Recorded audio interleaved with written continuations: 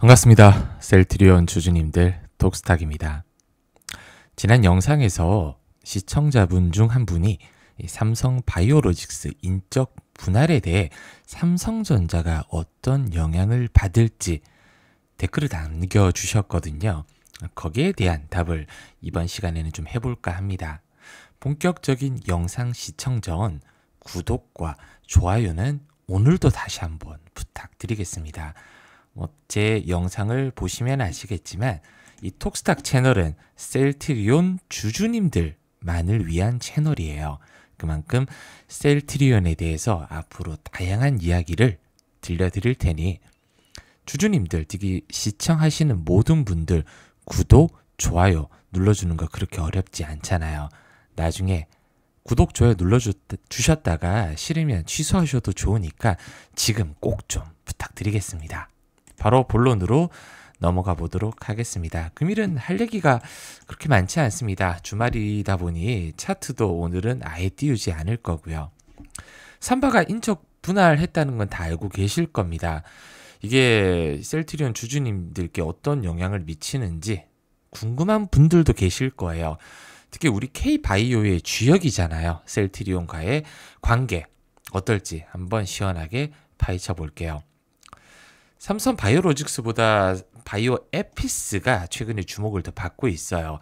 진짜 이제 에피스의 시대가 시작된 건지 지금까지 삼성의 바이오 산업은 CDMO, 즉 위탁 생산을 담당하는 바이오로직스 중심이었습니다. 왜? 얘네들이 돈을 많이 버니까. 근데 공장을 정말 빠르게 확장하면서 글로벌 탑티어죠. 론자나 우시와 어깨를 나란히 했습니다. 근데 반면 바이오 시밀러를 개발하던 바이오 에피스, 그러니까 삼성 바이오 에피스는 상대적으로 좀 조용하고 조용 같은 겉절이 같은 존재였어요. 근데 분위기가 좀 달라졌습니다. 이제 두 회사로 나뉘는데요. 하나는 기존처럼 그냥 CDMO 사업하는 로직스고요. 나머지 하나는 에피스를 품은 삼성 에피스 홀딩스입니다. 이번 인적 분할을 통해서 삼성 바이오로직스는 CDMO라는 본업에 더욱 집중해서 생산 능력, 캐파를 키우고 글로벌 제약사들과의 협력을 강화하겠다는 전략이고요.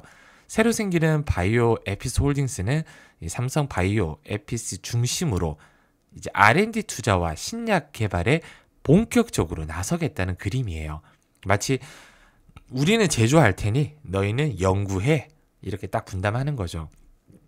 회사 이름만 바뀌는 게 아니고요. 이제 바이오 사업의 중심축이 R&D로 이동할 수 있다는 신호로 해석될 수도 있습니다. 이제 주인공은 로직스가 아니라 에피스가 될 수도 있다는 거죠. 인적 분할, 이렇게 전략적으로요. 그래서 삼바는 올해 안에 자체 신약 파이프라인을 공개할 예정인데요. 그동안 바이오 시밀러 개발하면서 다져온 R&D 역량을 본격적으로 신약 쪽에 투입하겠다는 의도입니다. 이번에 에피스 홀딩스 CEO가 에피스 대표를 맡는다고 해요. 새로 생긴.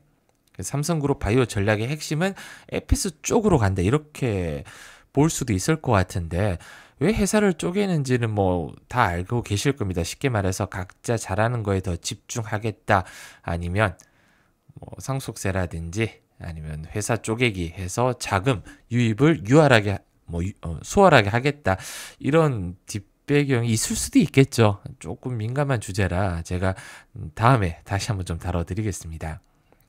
시장 반응은 나쁘지 않은 것 같아요. 로직스와 고객사와의 이해상충 이슈가 일단은 자유로워질 수 있고요. 에피스는 그동안 묻혀있던 기업 가치를 새롭게 평가받을 기회를 얻었죠. 물론 뭐 우려도 있습니다. 그래서 셀트리온과 함께 글로벌 바이오 시밀러 양강 체제를 본격적으로 만들어갈 가능성이 큽니다. 그러면 경쟁이 좀 심화될 수 있다. 셀트리온 주주 입장에서는 그렇게 생각하실 수도 있어요. 공장 중심의 바이오에서 기술 중심, 신약 중심으로 옮겨간다. 그러면 셀트리온과 겹치는 거 아니야? 어떤 경쟁이 좀 펼쳐질지 앞으로 포인트가 꽤 많이 나올 것 같습니다. 대략적으로 한번 살펴볼게요. 뭐 가장 궁금한 부분이 지금까지는 그냥 서두였잖아요. 그래, 삼바 분할이 셀트리온에 직접적으로 어떤 영향을 미치는데 일단 겉으로 보기에는 두 회사가 하는 사업 분야가 조금 다르기 때문에 눈에 띄는 직접적인 충돌은 없을 가능성이 큽니다. 뭐 삼바야 주로 다른 회사의 약을 대신 만들어주는 CDMO. 근데 셀트리온도 CDMO 사업 뛰어들었잖아요. 어차피 겹치게 되어 있어요.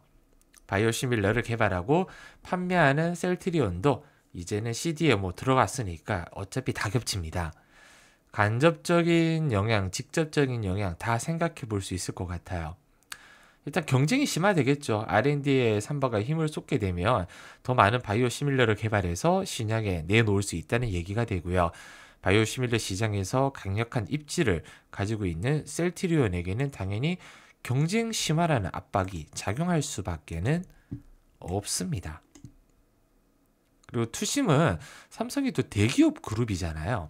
바이오 산업 재편하면서 전체 K바이오 섹터에 투자자들의 관심과 기대감을 높일 수도 있어요. 긍정적인 분위기를 형성할 수가 있습니다. 그러면 셀트리온도 간접적인 투자 요인 효과가 나타날 수 있는데 반대로 삼성의 에피스홀딩스 상장 과정에서 성과를 못 내면 오히려 투심이 위축될 수도 있습니다.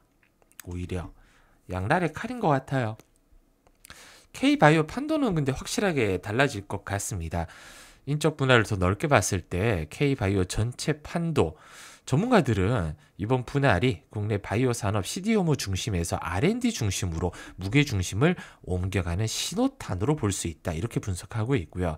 그동안 생산 능력 확장에 집중했던 대기업이 이제는 미래 성장 동력인 신약 개발에 본격적으로 투자를 하겠다. 이런 의지가 보인다고 할 수도 있겠습니다. 물론 뭐 제 생각은 살짝 다를 수 있어요.